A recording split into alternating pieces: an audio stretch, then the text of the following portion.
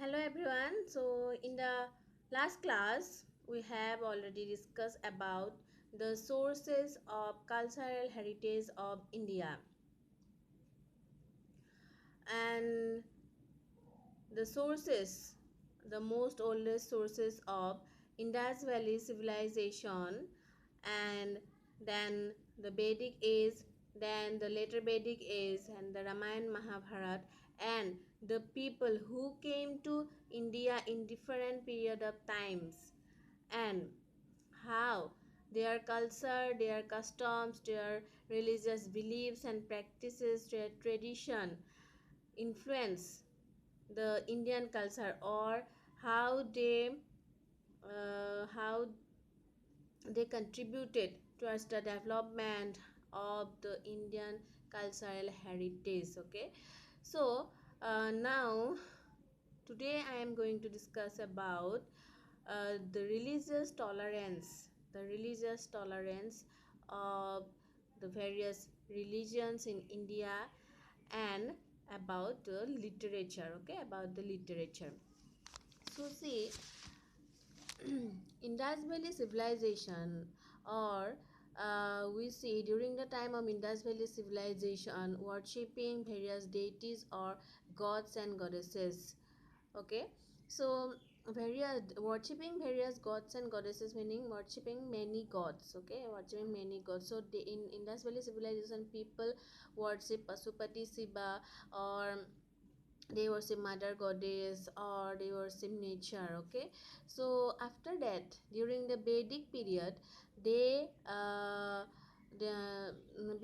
begin to worship a single god. So single god meaning the concept of, say, the concept of supreme god, one god, or one supreme god, or single supreme god had emerged. Okay, so here so see the example that those who worship Vishnu, they were known as, so they are known as Vaishnavas, and those who worship Shiva, they are known as Saivas, and those who worship Shakti or Mother Goddess, are known as Shaktas. Okay, so the concept of worshipping so one supreme god had emerged in uh, Vedic era, in 1500 BC, from 1500 BC. Okay, not actually 1500 BC, sometimes later. Okay, sometimes later. Okay, but during Vedic era. Now see, uh, the various religions or the others. So see, the ancient religious tradition of India actually accepted the actually accepted, so very hot today. So the ancient religious tradition actually accepted the policy of tolerance, coexistence, and what, the assimilation. Okay, assimilation of different cultures or new traditions and cultures or religions. Okay, so we see the respect among the religious tradition, ancient religious tradition of India. We see the respects to each other's religion. Okay, so here the rulers, see here the rulers like, or kings like Ashoka accepted the policy of, or principle of religious tolerance. So here the meaning of religious tolerance is like that. Say, no one could consider their own religious beliefs or practices better than, or superior than the others religious beliefs and practices. So Emperor Asoka actually made this law that no one should consider their religious beliefs or practices as superior than the others. Okay, so this message of Ashoka actually inscribed or engraved in stone inscriptions of Ashoka. So we found this message in number 12 main stone writings of Girinar of 3rd century BCE. Okay, so this message bears the oldest writings or witness of the religious tolerance. Okay, religious tolerance, and this religious tolerance accepted by the rulers. Okay, accepted by the rulers, Indian rulers. um, Now in later stages, see, people of different religions like Christian, Islam, Jew, etc. entered in India, and addition to these main religions, so see, Hindu, Christian, Islam, Jew, etc., so many ethnic, so many, a large number of local or ethnic religious beliefs and practices are present in India. So after that, see, this all these religious beliefs and practices of different communities or different ethnic tribes influence a lot the Indian culture and heritage. Okay, uh, if you see, first see, from Indus Valley civilization, after that Vedic era, that later Vedic era and Ramayana Mahabharata age, and after that come to 6th century BC. Okay, later Vedic era, 6th century BCC, the second urbanization was started in the Gangetic Valley or Indian subcontinent. So from that period, if we see, the invaders came to India to invade India. Okay, so see, the Parsis were came. Thereafter, who came? The Greeks, Sak, Hun, Turco-Afghans, Portuguese, Mughal, Dutch, French, and lastly the British were came to India to invade India. Okay, and some of them came to India as an invader, and others came to India as, to establish colonies. Okay, so many of them stayed permanently in India, and their uh, their religious beliefs and customs, their food habits, their dress, and all this enrich Indian culture. Okay, all this Indian culture and Indian cultural heritage. Okay, so now see, not only the religious beliefs and practices, not only the food habits, not only the cultural practices or the customs influenced the cultural heritage of India, but the geographical diversity also influenced the cultural heritage of India. Okay, so uh, see, the word cultural heritage or multiculturalism or unity in diversity, so these are the most uh, these are the two main characteristics of Indian culture: multiculturalism and unity in diversity. So see here, multiculturalism meaning uh, mixture of different cultures and customs and beliefs. Okay, and unity in diversity meaning despite of the present of different cultures and different differentiation, what happened, there is an unity, there is a bond of unity. Okay, in India. Okay, now see, the word the term unity in diversity, this word actually popularized by some leaders during the period of freedom movement, and leaders like Mahatma Gandhi, Subhash Chandra Bosu, Abdul Kalam Azad, Jawaharlal Nehru, they actually popularized this term. Okay, so in the book of Jawaharlal Nehru, Discovery of India, he used unity in diversity. Okay, so despite of this linguistic or religious or other differentiation, in the people of India actually, tied by a bond of unity. And here the factors are,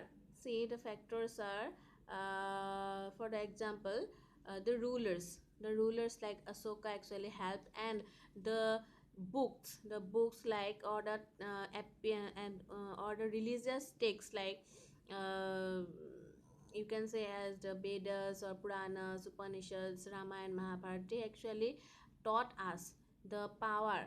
So they actually taught us the power of unity. Okay, the power of unity. So now let's discuss about the literature. So uh, the oldest Sanskrit literature is actually regarded as the soul of the Indian culture. Soul of the Indian culture. So here, Sanskrit literature or literature meaning writing or composition in a particular subject or writings in particular subjects. Okay, so here Indian culture and civilizations are actually indebted indebted in the Sanskrit language, for the Sanskrit language, because uh, in Sanskrit language we found the Vedas, Vedangas, Upanishads like Brahmanaga, Aranyakas, then the epics like Ramayana, Mahabharata, Gita, Purana, and politics related book Arthashastra by Kautilya. Okay, Arthashastra by Kautilya, then other medicinal books like Sarak and Sushruta Samhitas. Again, we found pure literature book like Kalidas. Kalidas composed Abhigyanam Sakuntalam, then Meghaduta, etc. Then Patanjali wrote book or books about a book about yoga culture. Okay, so Kalhan wrote Raja Tarangini. So Kalhan wrote Raja Tarangini.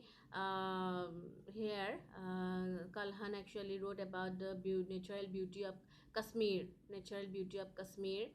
and a princess, an Assamese princess known as Amrit Prabha. She was married to a Kashmiri king. So Kalahan wrote about her and the natural beauty of Kashmir in Raja Tarangini. Again, like his see scientific works by Aryabhattam, that Bhaskaracharya wrote, then Baramihi wrote. So they composed books on science or and mathematics. Okay, so how the how these personalities wrote these books. So these books are the result of the serious studies. These books are the result of serious studies and tireless efforts. Okay, intellectual efforts by these personalities. And see, these books played an important role. These books played an important role in the Indian society. Okay, in Indian society. And this book actually not actually about only religious customs or only about science, only about maths, only about history or polity, but they actually taught us moral values. So respect to parents, elders, teachers, or guests, and they actually taught about these moral values. Again, see, uh, um, liberation or transmigration of soul, or this concepts also found in these books. Okay, so liberation or moksha meaning unity of human soul with the soul of God. Okay, and মানে মুক্তি পোৱা, যিটো আমি মুক্তি পোৱা বুলি কওঁ, মুক্তি পোৱা. So again, see, the universal messages like Satyam Eva Jayate, then Ahimsa Parama Dharma, Janani Janmabhumi Sargadapi Gariyasi, again Vasudhaiva Kutumbakam. This message actually also came from Upanishads, Mahabharata, Ramayana, etc. Okay. Again, see the popular prayer Om Asatoma Sadgamaya Tamasoma Zutrigamaya and Amitruma Amitangamaya. This was also came from this religious books. Okay, and this had This has a great influence on the people of India, the people of India, or in the minds of the Indian people. Okay, so the people of India accepted and followed these doctrines from these books or this Sanskrit literature and applied this in their daily life. Okay, so if we see the Sanskrit literature and these books actually influence a lot, influence a lot the Indian culture. Okay, so that's all for today's class. So in the next class we have to discuss about architecture, sculpture and paintings. Okay, so if you have any doubt, then join the Google Meet doubt clearance class, and it is mandatory. Okay, goodbye.